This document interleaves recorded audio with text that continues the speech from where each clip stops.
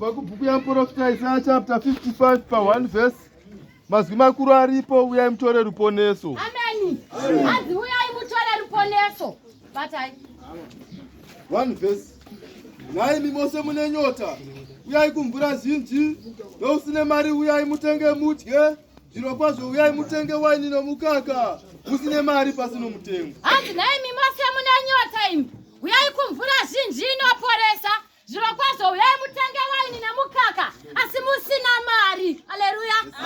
Jesu azvibhadharwe mari. Iye Jesu anopa pachena. Nekuti iye akauya kuzofira ini newe kuti tiponeswe. Amen. So mari zvake hazvina mari. Saka ari kuti uyai kuriponeso. Uye uyai musina mari. Haleluya. Batai. 2 verse.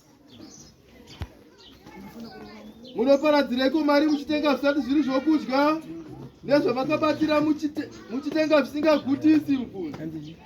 Nditeererei zvakanaka, mudye izvo zvakanaka, mweya yenyu ifare nezvakakora. Amen. Amen. Hanzi musaparadze mari dzenyu.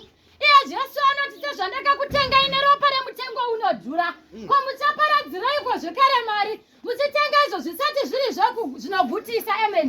Hanzi musatenga zvisati zviri zvekudya, because nhasi kuti mumwe aponese anoda mombe kuti arapwe. Amen. Asi kuti mumwe anzi nhasi ndikuprofite panapa anototi uya nemari yevhura muromo. Haleluya. So iye ari kuti munoparadziraiko mari muchitenga zvisati zviri zvekudya. Hanzi nditeererei munzwe izwi rangu. Amen. Haleluya. Amen. Iye ari kuti uyai uyai, imi uyai mose makaremerwa, mubvise zvose zvakaremera pamuri. Imi mudiwa naJesu, Mwari ada kudai sezvamuri.